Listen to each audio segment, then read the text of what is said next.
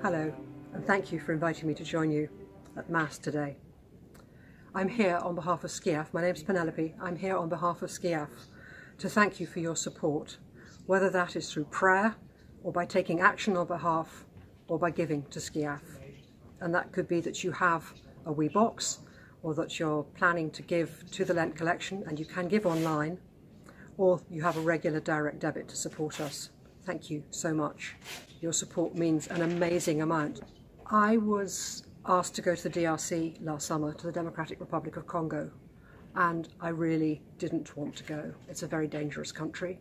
The Foreign Office has it on their red list, and you don't go there unless you have to. The violence in Bukavu, in the east of DRC, is historic. It dates from the Rwandan genocide, and it's gone on. But now it's mainly fueled by groups of young men, mainly young men, who live in the hills mining minerals, mainly for mobile phones, mining illegally. So they live in the hills, and from time to time they come down into the villages where they create havoc. Angela is a year younger than my youngest son, and when she was 18 she married for love, and she had 4 children. She and her husband moved north to Goma, where he had a job with a brewery, and he was earning $500 a month, which is a really good sum of money in that part of the world.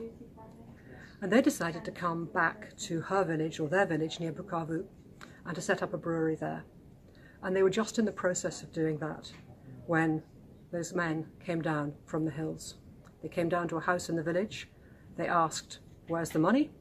And the man in that house took them to Angela's house. Now, as I said, they hadn't brought everything with them. They were just getting going. They were just beginning to build the house. The men woke the children.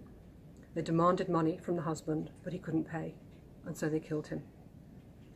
And in the next gruesome while, Angela was widowed, and she was then made HIV positive by each of those men. We have worked with Angela to give her trauma counselling, and her bravery in coming forward to tell her story is immense because it can open up that old trauma. Her parents haven't been in touch with her since it happened. She's shunned in her village. Her children are shunned in the village. Children in the village say, "Your mother's got HIV, so maybe you have HIV. We're not going to play with you."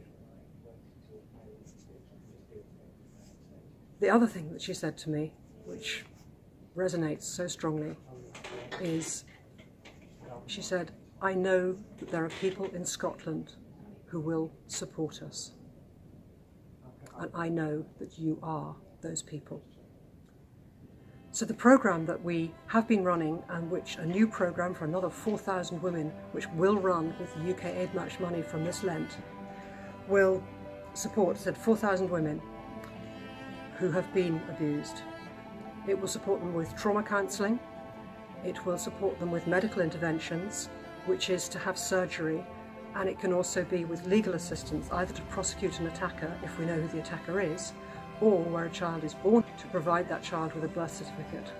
Because without a birth certificate, a child cannot access either healthcare or schooling, and a birth certificate costs just £15.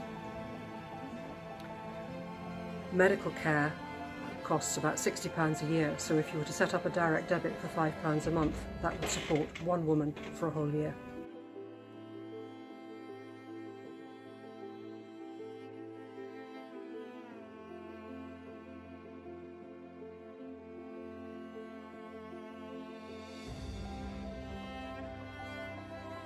Thank you very much.